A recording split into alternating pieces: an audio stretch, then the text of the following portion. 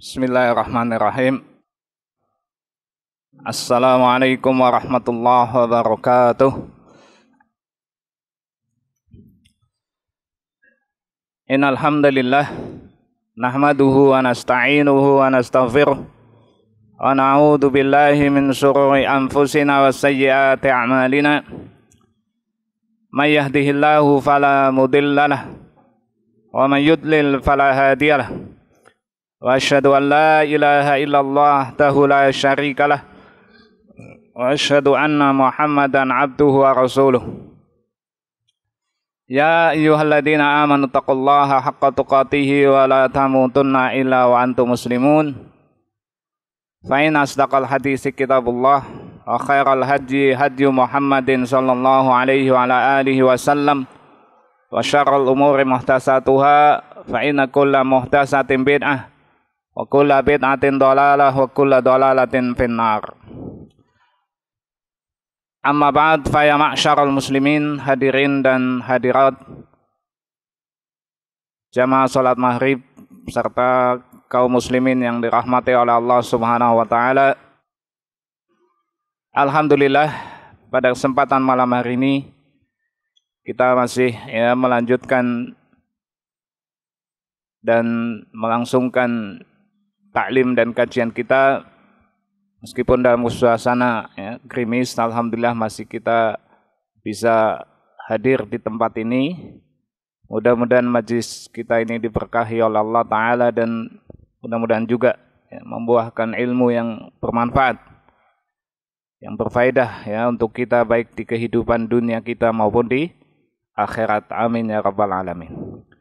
Kemudian daripada itu melanjutkan pembahasan kemarin tentang kitab Nawaqidul Islam, pembatal-pembatal Islam. Sudah diterangkan pada kesempatan sebelumnya tentang makna Islam, yaitu istislamu lillah bitauhid.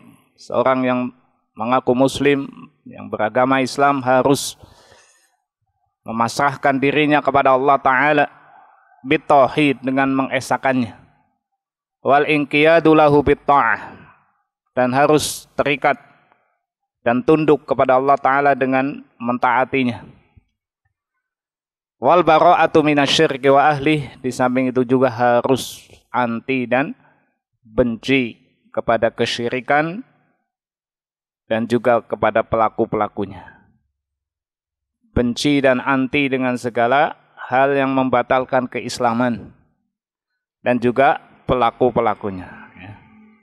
Karena ini menjadi konsekuensi ketika kita mentauhidkan Allah, berarti kita harus menjauhkan diri dan anti dengan segala peribadatan kepada selain Allah, termasuk juga pada pelakunya yang mereka kufur ataupun syirik kepada Allah Ta'ala. Itu tentang makna Islam. Sehingga di dalam agama ini ada pembatal-pembatal. Ada hal-hal yang membatalkan keislaman seseorang. Ketika dia mengucapkan suatu ucapan ataupun melakukan suatu perbuatan, bahkan juga termasuk keyakinan, di mana hal-hal tersebut termasuk yang bisa membatalkan keislaman. Nah, inilah inti masalah, inti pembahasan yang insya Allah akan dibahas pada kesempatan ini dan yang akan mendatang. Kenapa kita perlu khawatir dan takut dari hal-hal yang membatalkan keislaman tadi? Sehingga kita harus mempelajari, harus mengkaji apa hal-hal yang bisa membatalkan keislaman tersebut. Karena begitulah Allah Ta'ala mensyariatkan kepada Rasulullah Sallallahu Alaihi Wasallam, bahkan juga kepada Nabi sebelum beliau. Disebutkan di dalam ayat bagaimana Ibrahim alaihissalam, beliau berdoa dan meminta kepada Allah, bermunajat agar diselamatkan dari kesyirikan atau dari kekufuran tadi. Nabiullah Ibrahim yang notabene beliau dijuluki sebagai Abul Anbiya, bapaknya para nabi, dan beliau merupakan Imamul Hunafa, imamnya Ahlul Muwahhidin, imamnya para muwahhidin, ahlu tauhid. Namun demikian beliau khawatir dan takut, ya. Dan beliau juga di samping khawatir dan takut untuk dirinya, juga khawatir dan takut untuk keturunannya. Sebagaimana Allah abadikan di dalam surat Ibrahim, di antara pernyataan atau doa beliau kepada Allah, wajnubni wa baniya an na'budal asnam. Kata Nabi Ibrahim alaihissalatu wassalam, sebagaimana Allah kisahkan di dalam surat Ibrahim ayat 35, beliau berdoa, ya, beliau bermunajat pada Allah. Ya Allah, wajnubni, jauhkanlah aku, wa baniya, dan anak keturunanku, anak budal asnam, dari menyembah, dari beribadah kepada selain Allah, kepada sonam, ya, patung-patung, kepada tauhid atau sesembahan yang lainnya. Beliau berdoa, ya. Beliau meminta untuk dirinya dan anak keturunannya supaya dijauhkan dari segala bentuk kesyirikan, ya, segala bentuk penyembahan kepada selain Allah Ta'ala. Kemudian juga di dalam ayat selanjutnya, ayat 36, beliau juga berdoa. Beliau menyatakan, Rabbi innahunna adlalna katsiran minan nas. Kenapa beliau takut untuk dirinya dan anak keturunannya dari syirik, ya, dari peribadatan pada selain Allah? Beliau nyatakan setelahnya, Rabbi, wahai Rabbku, innahun, ya, sesungguhnya patung-patung, berhala-berhala dan tauhid tadi sungguh adlalna katsiran minan nas, telah menyesatkan kebanyakan dari manusia. Termasuk juga bisa jadi kuburan-kuburan, ya, batu nisan ataupun yang semisalnya. Kebanyakan kesyirikan atau banyaknya syirik itu karena mereka. Makanya beliau Ibrahim khawatir dan takut dari segala kesyirikan tadi. Dan memang begitulah kenyataannya. Kebanyakan manusia, kata Allah, jatuh dan terjerumus pada syirik. Wa qalilum min ibadiyas syakur, kata Allah. Sedikit dari hambaku yang bersyukur. Aksaruhumul musyrikun. Di dalam ayat lain kata Allah, kebanyakan mereka berbuat syirik. Berbuat syirik kepada Allah Ta'ala. Dan memang sunnatullah, ya, menjadi ketetapan Allah bahwasanya orang yang baik, ahlu tauhid, ahlul iman itu sedikit, ahlul jannah itu sedikit. Sehingga ini menjadi berita dan sekaligus kabar gembira ketika kita menempuh al-haq ini dalam keadaan mungkin jumlahnya sedikit, mudah-mudahan termasuk dari mereka. Karena memang sunnatullah menjadi ketetapan Allah, ahlul at-tauhid, ahlul ta'ah, ahlul iman itu sedikit. Kebanyakan manusia itu jauh dari agama Allah Ta'ala. Meskipun demikian bukan berarti kemudian kita pasrah, ya. Kita berserah diri, kita tidak mau usaha. Karena kewajiban, ya, yang Allah tetapkan untuk ahlu ta'ah, ahlu tauhid tadi apa? Dakwah, mengajak dan menyeru manusia. Yang bisa jadi dalam suatu masa mereka tidak sedikit, tapi secara umum, secara global sedikit. Buktinya zaman Rasul SAW apa? Islam jaya, Islam sawadul a'dham, mendominasi. Tapi dibanding keseluruhan umat manusia, dibanding keseluruhan zaman ya sedikit memang. Dan tidak menutup nanti di akhir zaman untuk di zamannya Khalifah Al-Mahdi mungkin muslimin banyak, atau yang jelas ketika itu muslimin berkuasa.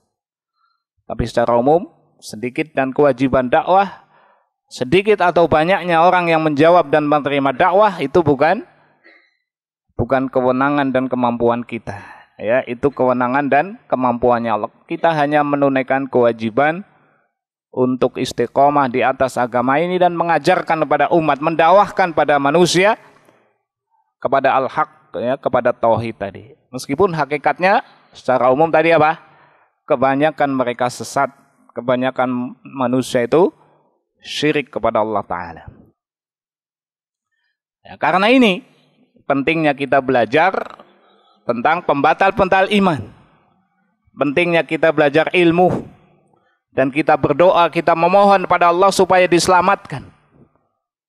Supaya dijauhkan dari segala bentuk kesyirikan atau kesesatan secara umum tadi. Bahkan bukan hanya untuk diri kita, termasuk anak keturunan kita. Termasuk anak keturunan kita. Makanya di antara doa yang disebutkan dalam Al-Quran apa?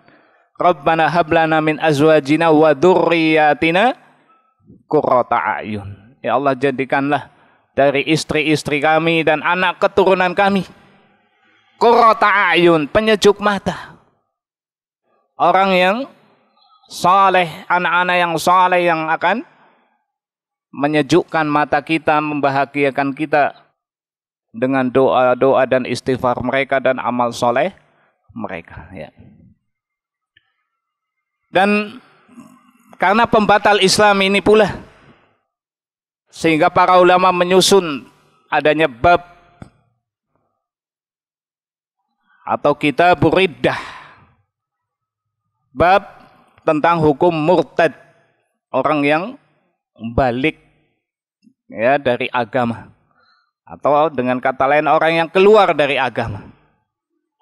Bagaimana sanksi-sanksi yang akan diberikan, hukumannya, kapan orang dikatakan dibilang murtad dan sebagainya. Ini disusun oleh para ulama dalam kitab fikih mereka. Namun di sini Syekh mengkhususkan untuk menyusun dan menyebutkan yang bisa membatalkan ya dan menjadikan orang itu murtad. Dan dalam kitab ini disebutkan oleh beliau 10 masalah, ya, 10 perkara yang bisa menjadikan seorang itu keluar dari agama, seorang itu murtad. Meskipun pada hakikatnya tidak sebatas 10, ya, ada hal-hal yang bisa mengarah pada kekafiran selain 10 hal yang akan kita bahas, ya, selain 10 hal yang disebutkan dalam kitab ini. Namun di antara hal-hal yang mengkafirkan atau yang menjadikan murtad tadi, 10 hal yang disebutkan dalam kitab ini yang umumnya terjadi atau banyak dilakukan oleh manusia, ya. Sehingga penting untuk kita pelajari, untuk kita mengkajinya supaya kita selamat, ya, supaya kita dijauhkan oleh Allah Ta'ala dari kekufuran atau kesyirikan tersebut. Sebagai bentuk apa? Ikhtiar kita, usaha kita, di samping doa yang tadi disebutkan sebagaimana doanya Nabi Ibrahim alaihissalam. Rabbi wajnubni wa baniya an na'budal asnam. Rabbi innahunna adlalna kasiran minan nas. Dalam surat Ibrahim ayat 35-36. Ya. Dan masalah agama yang merupakan prinsip dan merupakan perkara yang paling fundamental dalam kehidupan seorang, ini termasuk dari perkara yang sangat utama dan yang sangat penting. Dari 5 perkara-perkara yang penting. Dan ini yang pertama, ya. Di dalam kitab-kitab fikih disebutkan bahwasanya ada 5 perkara fundamental, perkara prinsip yang dijaga di dalam kehidupan manusia.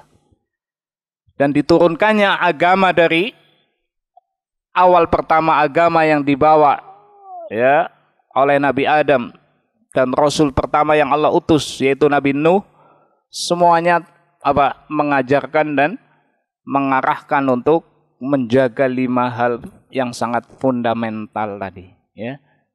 Perkara yang 5 hal yang sangat prinsip yang sangat utama, yang istilahnya daruratul khams, ya.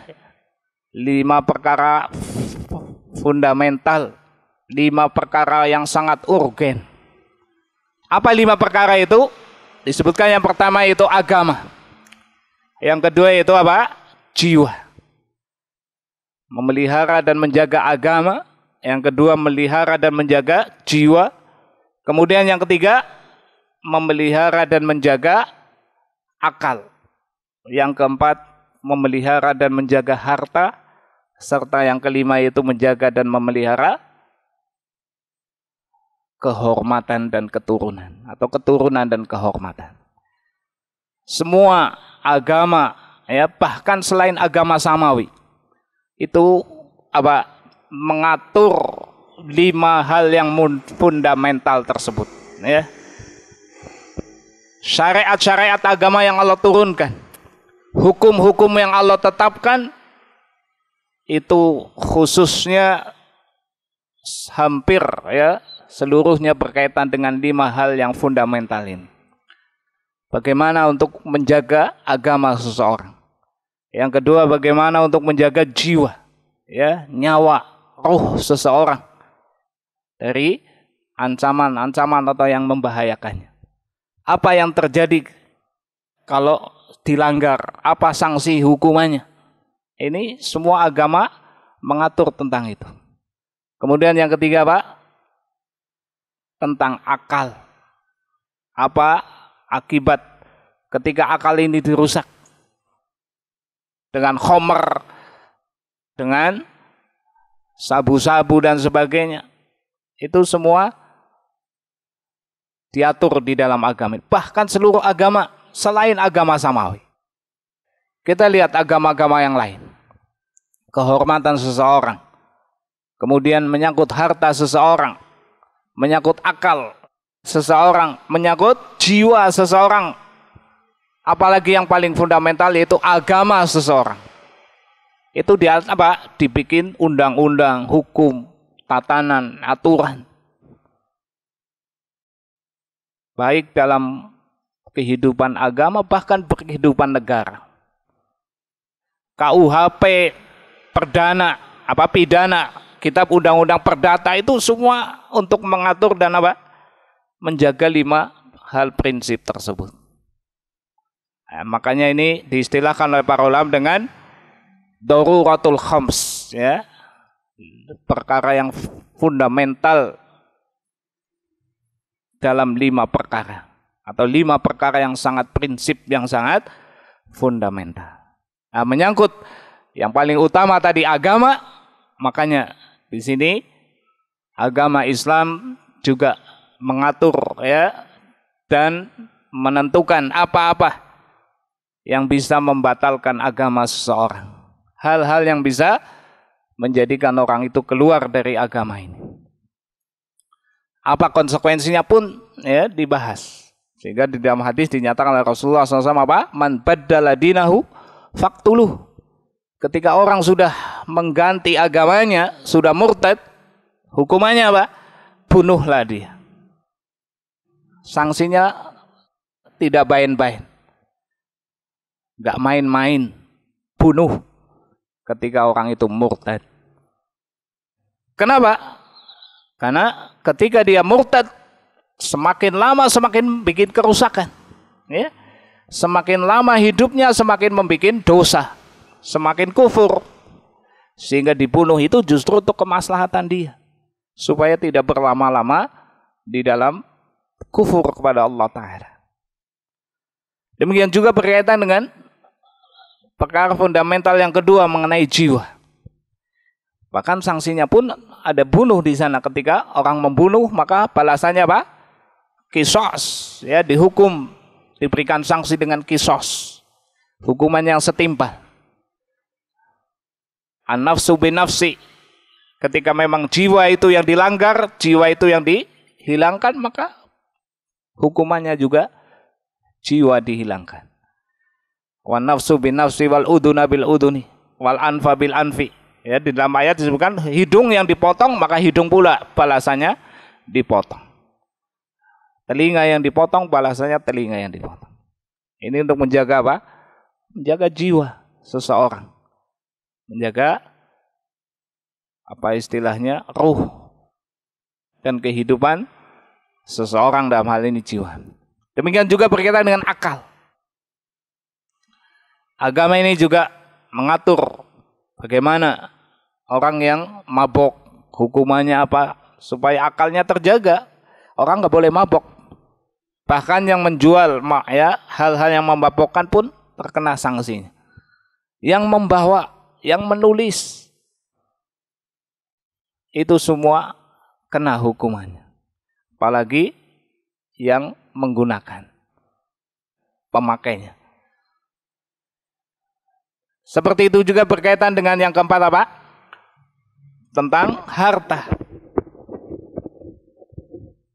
Karena orang mengambil harta orang lain bisa jadi setelah mencapai nisab ya dipotong tangannya.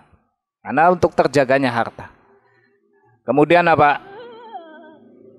Orang dipotong tangannya masih mencuri lagi, potong kaki sebelah, menyilang. Ketika yang kanan dipotong tangannya, yang kiri yang dipotong. Besok motonglah apa? Melanggar lagi, potong kaki kiri. Masih mencuri lagi, potong ya, silang lagi kaki kanannya. Dan seterusnya. Itu semua untuk menjaga apa? Terjaganya harta. Dan tidak ada hukum, tidak ada undang-undang, tidak ada aturan yang lebih membikin jera, membikin apa istilahnya yang lebih efektif dibanding hukum Islam. Ya. Orang mencuri, begal, di penjara dikasih makan.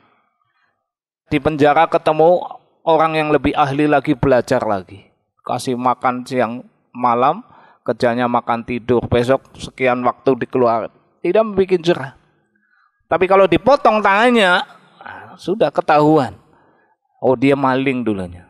Dia juga malu untuk mencuri lagi. Orang juga waspada dari dia. Seperti juga tadi berkaitan dengan minuman keras yang menghilangkan akal, dicambuk 80 kali di hadapan manusia supaya menjadi peringatan. Atau yang membunuh jiwa di kisos. Termasuk yang terakhir menjaga nasab dan kehormatan. Ini 5 prinsip yang sangat vital, yang sangat fundamental. Apabila tidak dijaga yang 5 ini, maka rusaklah kehidupan. Termasuk yang kelima, ketika seorang tidak menjaga kehormatannya, bergonta-ganti pasangan. Ini anak siapa? Bapaknya siapa? Kerabatnya siapa? Bagaimana waris mewarisinya? Bagaimana hukum kemahromannya? Siapa yang bisa dinikah oleh dia, siapa yang tidak? Itu jelas. Ya, mana yang mahram, mana yang bukan. Mana yang punya garis nasab sehingga mewarisi hartanya. Siapa pula yang kalau ini nggak dijaga, rusak nanti. Tatanan kehidupan akan rusak. Makanya perkara yang sangat fundamental yang 5 ini sesuatu yang diatur oleh semua agama, bahkan meskipun bahkan di luar agama yang diatur oleh Allah atau istilahnya agama samawi. Dan dari hal yang fundamental 5 itu yang sekali lagi yang paling prinsip, yang paling utama apa? Yaitu perkara agama. Karena agama itulah menjadi sumber kehidupan bagi umat manusia. Dan orang yang tidak beragama, niscaya dia tidak akan merasakan hakikat kehidupan. Ya, baik dalam kehidupannya di dunia, lebih-lebih nanti di akhirat.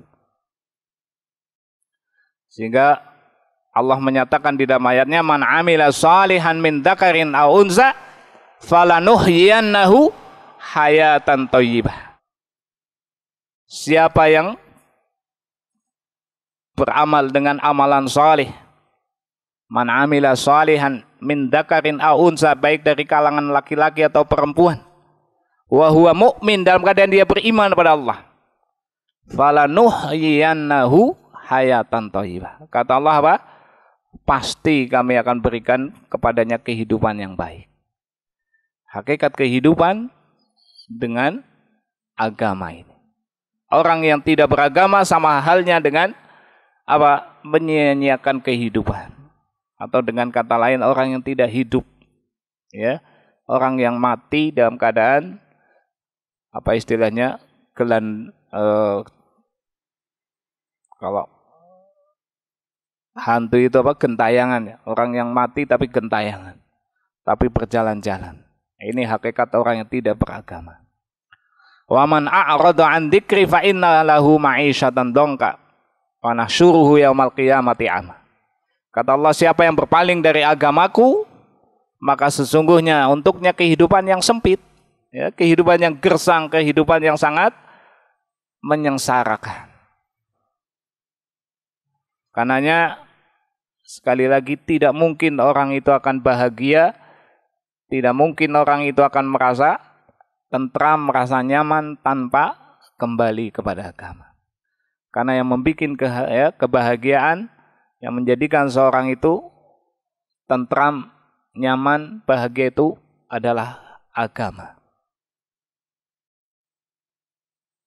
Sebagaimana dalam ayat lain juga Allah menyatakan apa?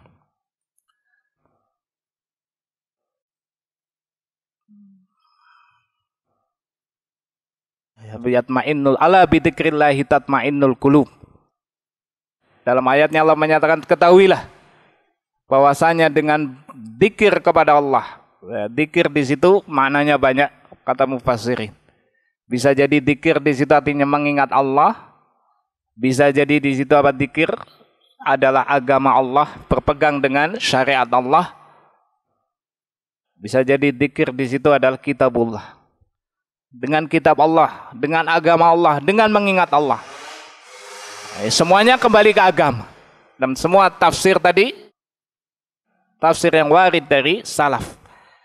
Sehingga intinya kembali kepada agama. Tatma'innul qulub. Ya, kata Allah apa? Akan menjadikan tumakninahnya hati, menjadi bahagia, menjadi tentram, menjadi damai, menjadi nyamannya hati. Dan sebaliknya ketika berpaling dari agama Allah, dari mengingat Allah, dari kitabullah, apa? Menjadi sempit, menjadi gersang, ya, bahkan menjadi matinya hati ini. Termasuk tadi apa? Berkaitan dengan agama ini ketika jatuh kepada pembatal-pembatal agama, jatuh kepada apa? Syirik atau kekufuran yang lainnya. Dan sumber kekafiran di sini ada 4, ya, yang menjadikan seorang itu kafir atau musyrik itu ada 4 hal. Yang pertama yaitu ucapan, yang kedua keyakinan, yang ketiga amalan, dan yang keempat apa? Syak, keraguan.